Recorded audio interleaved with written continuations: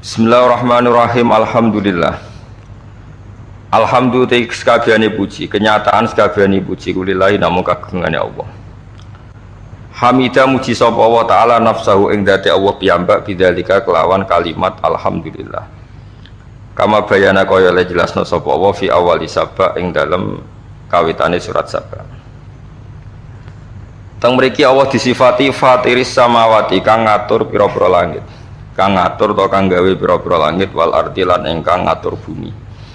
Yo ngatur gawene, yo ngatur keberlangsungane, yo ngatur sisteme. Khaliqi hima tegese kang gawe samawatan ard. Oleh gawe ala ghairi misale ing atase tanpa contoh padanan sabako kang disiki apa misal. Di Allah gawe iku ora ngeblat, ora ngerpek, ora nyontoh. Mergo sesuatu sing digawe Allah niku sifate fitrah pertama terjadi.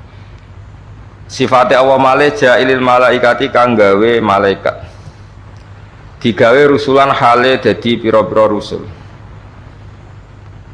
Diutus misale ilal anbiya'i maring pira-pira nabi. Sifate malaikat uli ajnihatin kang duweni pira-pira sayap. Suwiwi cara Jawa. Masna hale sayap sing loro-loro, wasulasalan sayap sing telu-telu, waruba'alan sayap sing papat-papat. Yazidu nambahi sapa Allah taala fil khalqi ing dalem makhluk ciptaane, misale fil malaikat ing dalem malaikat wa ghairi halan yani malaikat. Oleh nambahi ma ing apa ya sau kang ngersakno sapa Allah ing ma. Inna wa hasatamna wa ta'ala ala kulli syai'in ing atase saben-saben perkara qadirun dat sing kuwasa. Ma yaftakhillahu lin-nasi mir rahmatin fala mumsikalah. Mau te apa yaftah kang wis buka sapa apa linase maring manusa min rahmatin sang rahmat apa.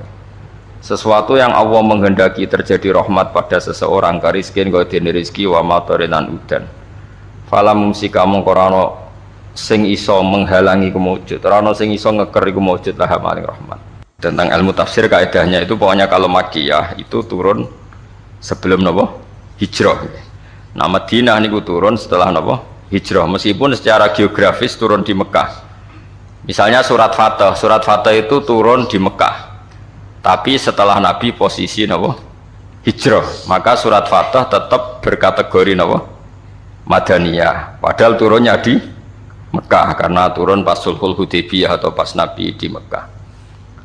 Kaidah Makkiyah juga sama, bisa saja Nabi pas jalan-jalan di Syam atau di mana kemudian ada surat itu, maka berstatus Makkiyah asal periode itu sebelum apa? Hijrah. Kalau terang ulumul Quran, Imam Syafi'i ketika ngarang kitab Ar-Risalah, Ar-Risalah niku karangan kaul jadid Imam Syafi'i. Niku memulai dengan kalimat kula jeeling, wal kufar sinfani, orang kafir itu ada dua. Ketika Nabi menjadi nabi, diutus jadi nabi, itu orang kafir itu ada dua jenis. Satu jenis yang tidak ahli kitab, ini ku kafir Mekah, jadi tidak Nasrani juga tidak napa Yahudi. Nah, bahasa enggak saya itu non semitik napa, bahasa enggak ku napa non semitik, tidak punya kitab samawi. Ini penting ya. Kedua kafir semitik, ini ku kafir yang punya napa kitab, yaitu Yahudi dan Nasrani. Ini bahasa agama. Nah bahasa negara ya nggak ada, bangsa Indonesia nggak ada bahasa kafir, no. Semuanya warga no, Indonesia. Jadi ini konstitusi agama. Kalau negara ya semuanya warga no, warga negara Indonesia. Jadi kalau nu sering ditakoki yang sering kalau diswani tiang bela Legos ini itu hukum negara bukan hukum agama. Jangan kalau enak orang ngomong kon bela aku biasa wae cara bilang. Dengerin ya. Nah sampean kepengen maknani Quran sesuai tradisi ulama sing musalsal ila Rasulillah sallallahu alaihi wasallam. Itu mikirnya ngoten nggih. Saya ulang lagi ya.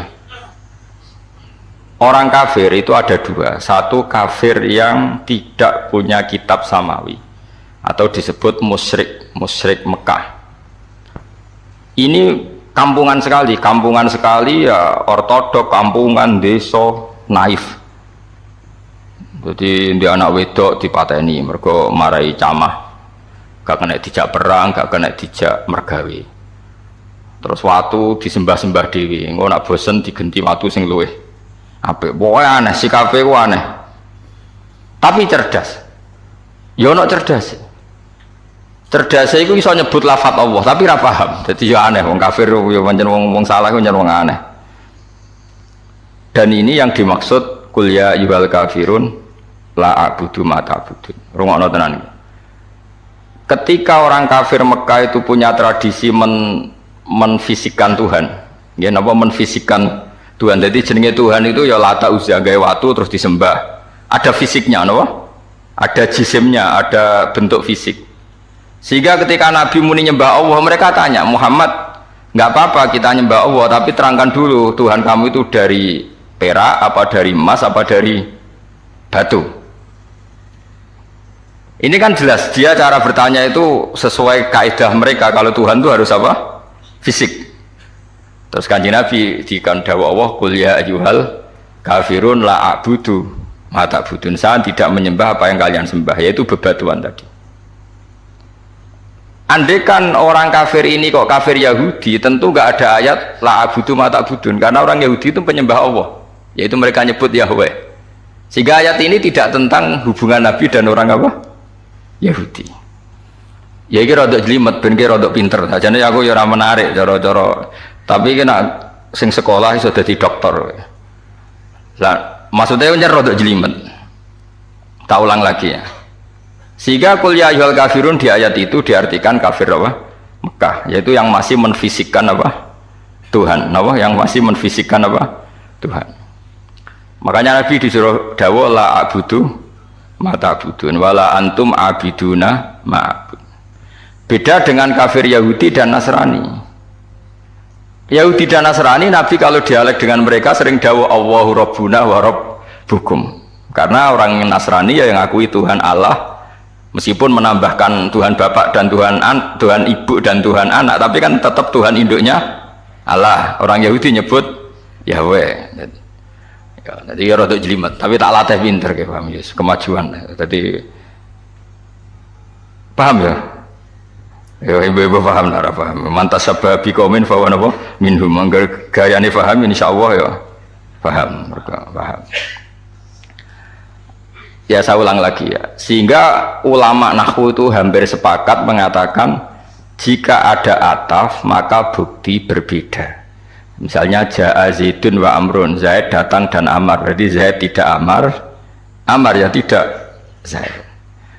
Karena al-atfu yaqtadi tahoyur, kalau ada ataf berarti orangnya beda. Nah, padahal di surat Juz Amma itu kan ada lam yakunil ladzina kafaru min ahlil kitabi wal musyrikin. Jadi orang kafir itu satu min ahlil kitab, dua wal musyrikin. Artinya musyrikin gaya kafirnya beda dengan gaya kafirnya ahli kitab gaya kafirnya beda dengan wal musyrikin, karena pakai apa?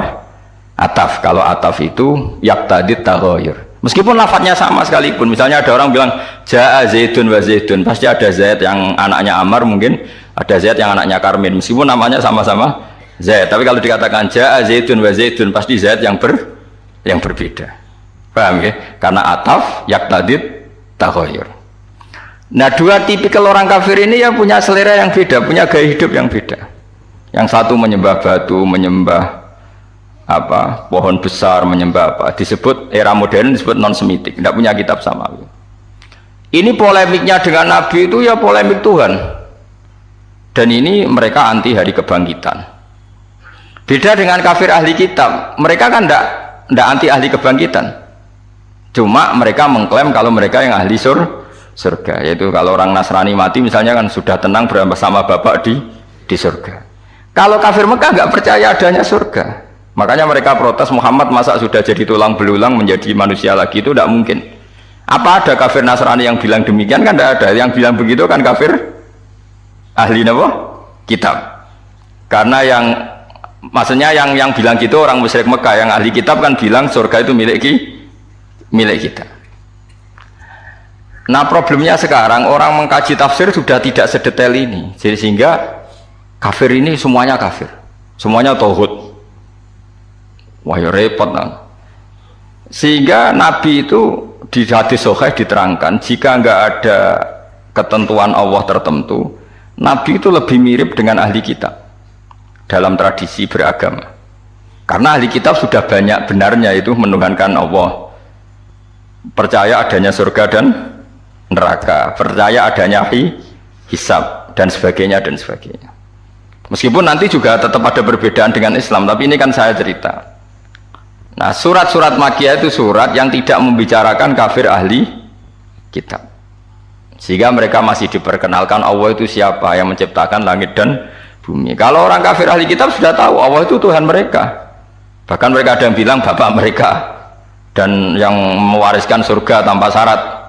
Makanya agama Kristen itu menarik karena orang Islam sudah kiai, sudah ngaji masih takut su'ul khotimah. Kalau mereka apapun perilakunya asal mati sudah bersama bapak di surga. Jadi promosinya lebih menarik karena kalau kita kan enggak, sudah Islam, sudah soleh, gue jalalan ngalor ngidul ora mesti mlebu swarga.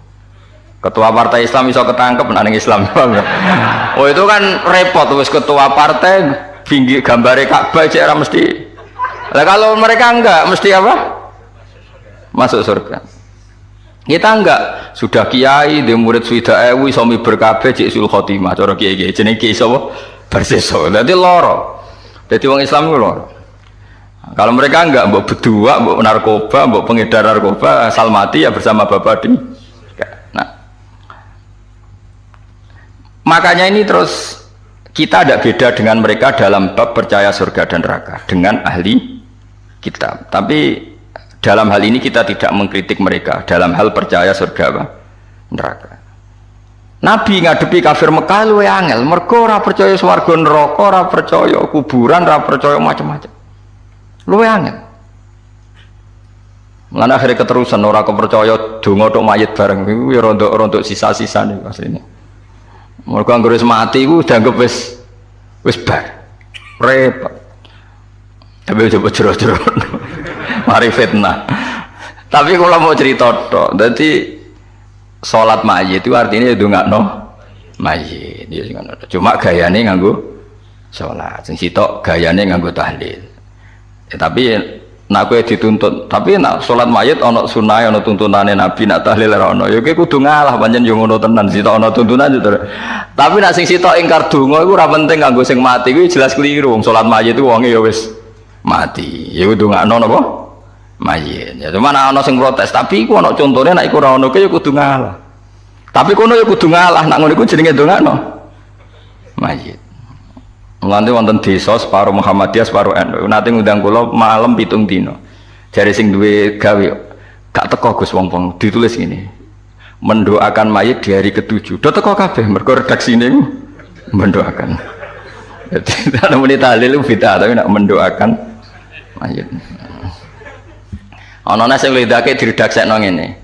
Seri salat jenazah berbentuk doa. Niku ya terus kaya rabidah mereka dianggap hukum turunan napa? Turunan dari sholat apa?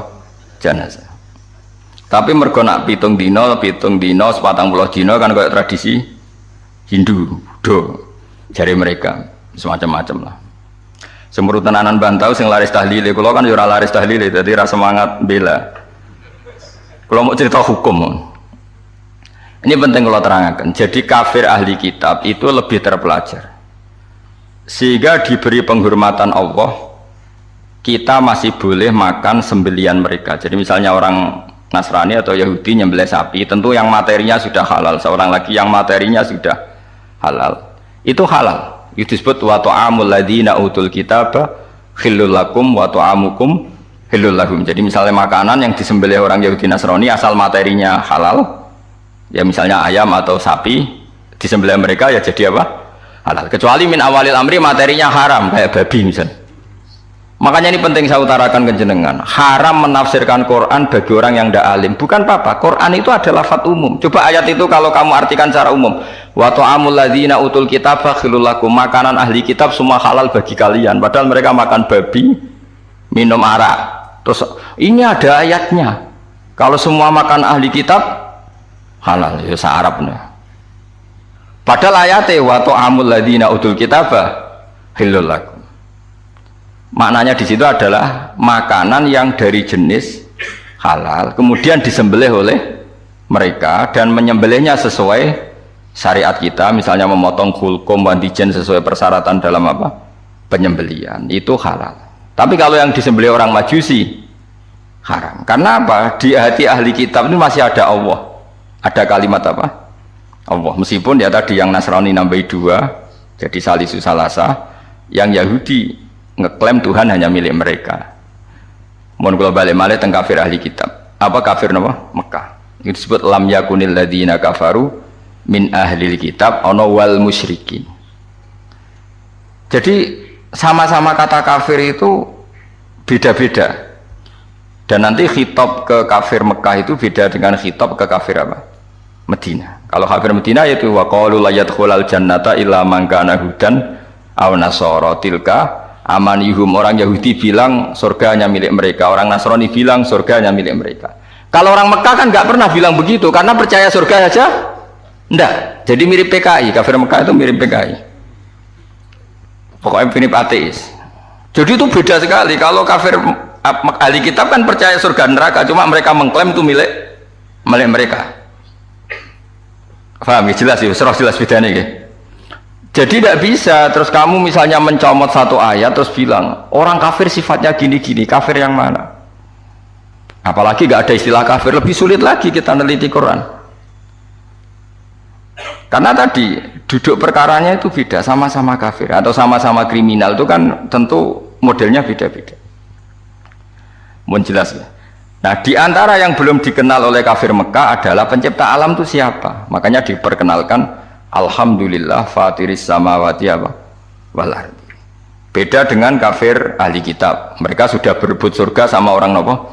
Islam. Terus orang Islam bilang tilka amanihum, itu angan-angan mereka bahwa surga sudah milik mereka. Terus Allah mensyaratkan balaman aslama dan seterusnya. Surga itu bagi mereka yang berserah diri, yang iman, yang macam-macam. Ini jelas ya. Sehingga ini dengerin ya, ketika ada pertarungan ideologi dunia antara ateisme, misalnya komunis, kalau bahasa Arab itu syuyu'i, atau kalau bahasa Arab kuno namanya mu'attilah. Ateis itu bahasa Arab kuno namanya apa? Mu'attilah, orang yang tidak percaya Tuhan. Kalau bahasa Arab modern sekarang namanya syuyu'i, apa? Syuyu'i, karena komunis rata-rata berfaham apa? Sosialis, makanya disebut syuyu'i. Syuyu'i sama rata, sama rasa, dari kata syuyu'. Syuyu' itu podo wae. Kalau orang Islam, para kiai-kiai kita, guru-guru kita disuruh milih antara PKI dan Kristen, milih Kristen. Antara PKI dan Yahudi, milih Yahudi. Kebetulan Indonesia nggak tahu no Yahudi, nah, alhamdulillah. Sehingga ketika mendirikan negara ini, Kristen Katolik diterima sebagai warga negara, tapi PKI komunis tidak disisahkan sebagai apa? Sebagai ideologi di Indonesia. Karena ateisme adalah meruntuhkan semua tatanan agama, karena tidak ada Tuhan, nggak ada surga, nggak ada neraka, nggak ada hisab. Sementara Kristen tidak percaya Yesus, cek sungkan, cara maling sungkan Yesus, cek ada yang disungkani. Yahudi tidak masuk karena secara fisik memang tidak ada di Indonesia. Ini penting kalau utara supaya clear. Jadi karena di bab ketuhanan itu yang paling dikritik oleh Quran itu apa? Ateisme. Kalau orang Yahudi Nasrani itu dibenarkannya itu masalah jumlah. Masalah apa? Jumlah. Makanya berhubungan dengan Nasrani itu sing disalahkan mereka tidak ahli tauhid, karena Tuhan jadi 3, tidak ahli tauhid. Kalau orang kafir Mekah tidak percaya Tuhan sama sekali, disebut al-mu'attilah, orang yang mengosongkan fungsi Tuhan. Makanya nanti cara khitab itu beda-beda. Nah, beda-beda ini disebut laqad kafaral ladzina qalu inna huwa salisun salasa. Laqad kafaral ladzina qalu inna huwa wal masih ibnu Maryam. Jadi sama-sama kafir tapi cara kafirnya beda-beda. Nanti punya akibat khitabnya juga beda-beda. Nah, lalu kalau jenengan tanya, lalu cara mengislamkan mereka bagaimana?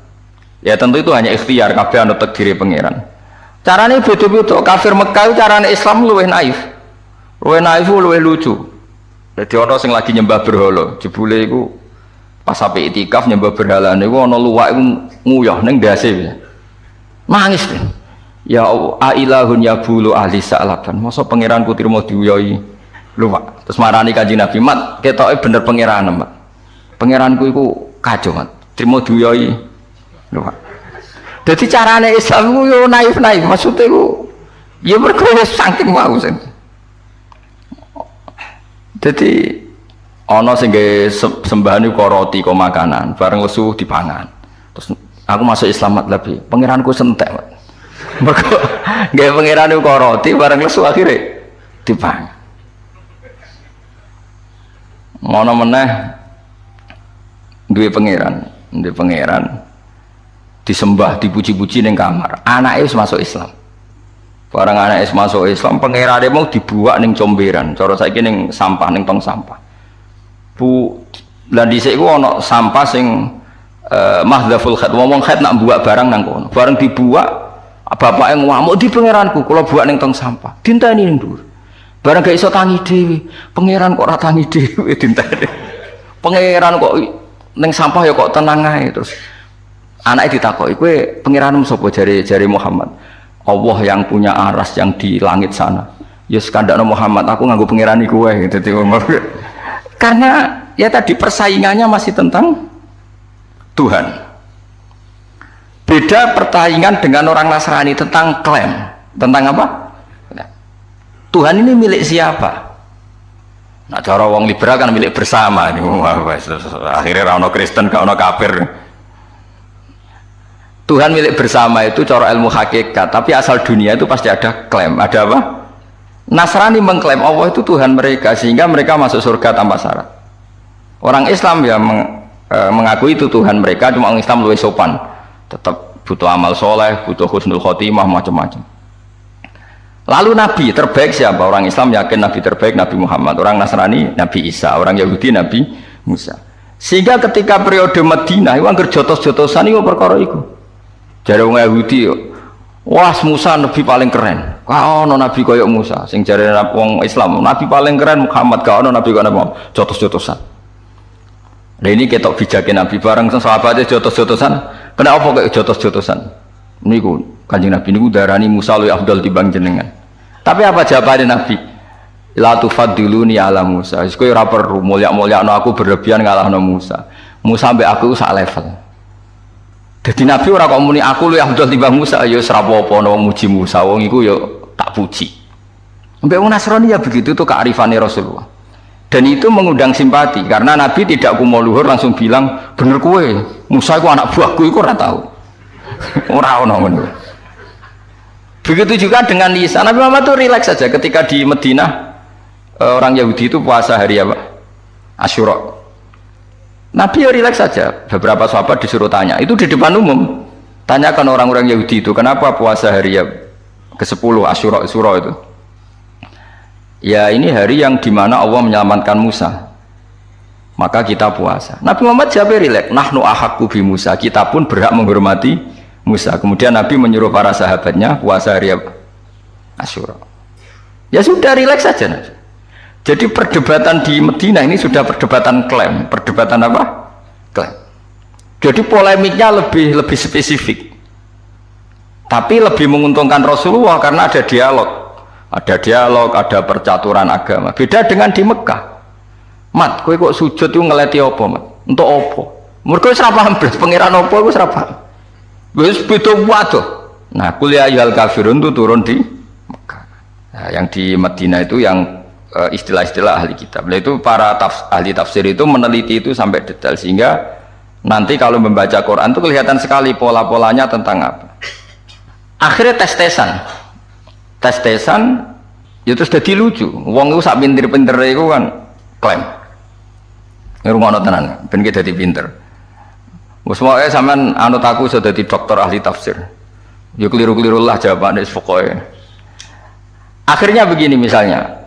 Ketika Rasulullah Muhammad mengatakan saya ini punya kitab suci yang namanya Al-Qur'an. Jare wong Yahudi sraono jenenge manusa kok diomongi pangeran langsung. Ini sajane orang Yahudi ngomong gitu hanya nuruti sentimen Muhammad tuh enggak nabi. Tapi dia keterucut, enggak ada manusia kok diomongi Allah langsung. Akhirnya Quran turun kulman anzalal kitab alladzi jaa bihi Musa. Jadi Kanjeng Nabi aku ora nabi ra apa-apa, ora diomongi pangeran langsung gak apa-apa, tapi Musa ya ora nabi pisan, ora ana wong sing diomongi pangeran. Nah aku ora nabi ya Musa ora nabi pisan. Gak sido mat ngono gak sido.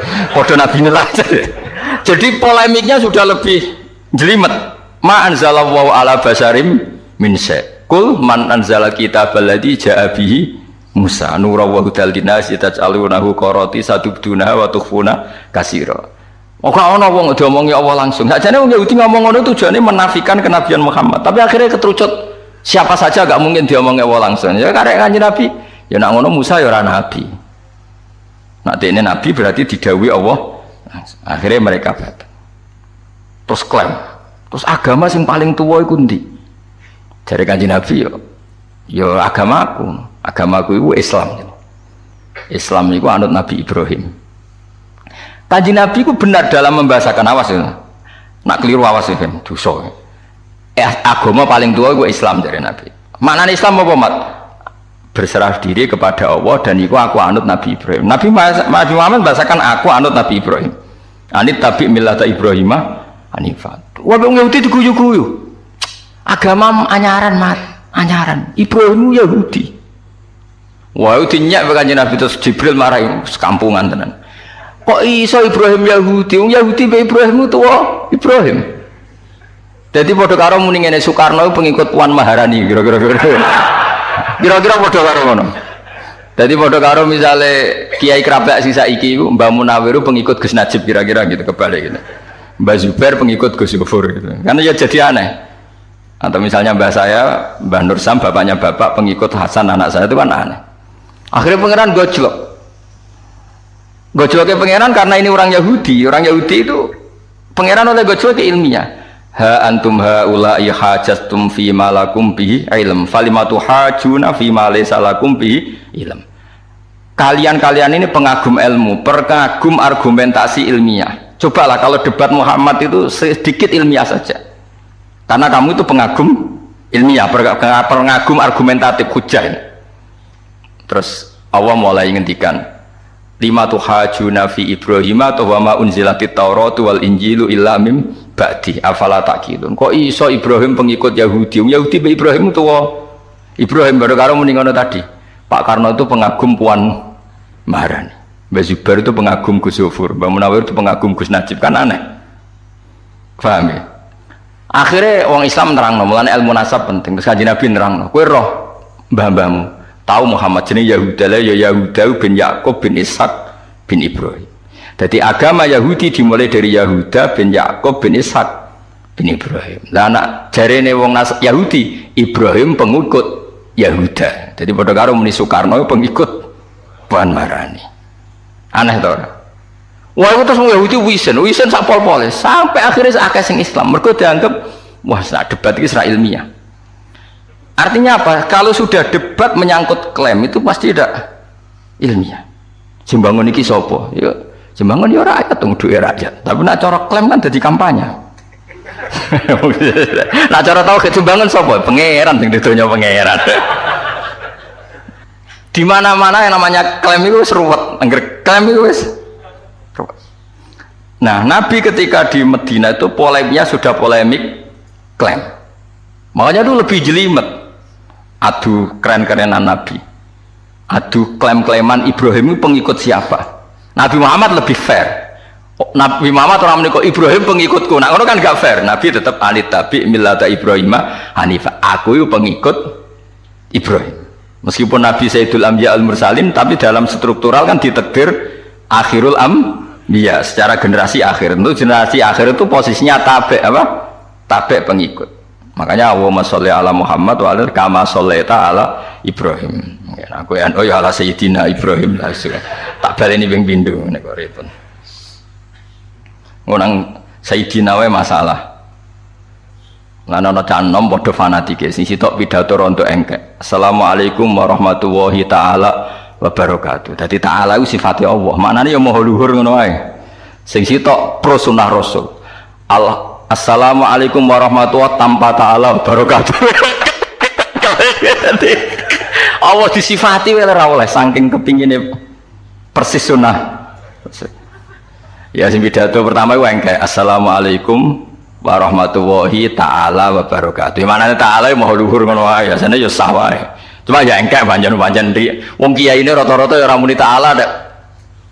Yang jelas engke lah, jelas engke. Engke tapi rasa pancen taala ku sifate. Sing kedua gak terima, iku ono pidato model anyar ono sunah Rasul. Dibaleni napa assalamualaikum warahmatullahi tanpa taala wabarakatuh. Akhirnya sing hadirin sing alim-alim guyu ya Allah. Pangeran ya tenang ae, pangeran santai wae nak pangeran. Mergo cara pangeran aku mbok sifati taala ya tetep taala, ora mbok sifati ya tetep taala sauni-unimu kono. Ya pangeran tenang ae ngapain kan? Pangeran Ramadan disifati ra disifati ya tenang. Tenang wae. Enggak Nabi tahu takok pangeran, ndat paling sabar jenengan. Tapi ya mat diunak-unakno wong jenengan tenang ae. Mergo la ya duru niku gak masalah kanggo aku.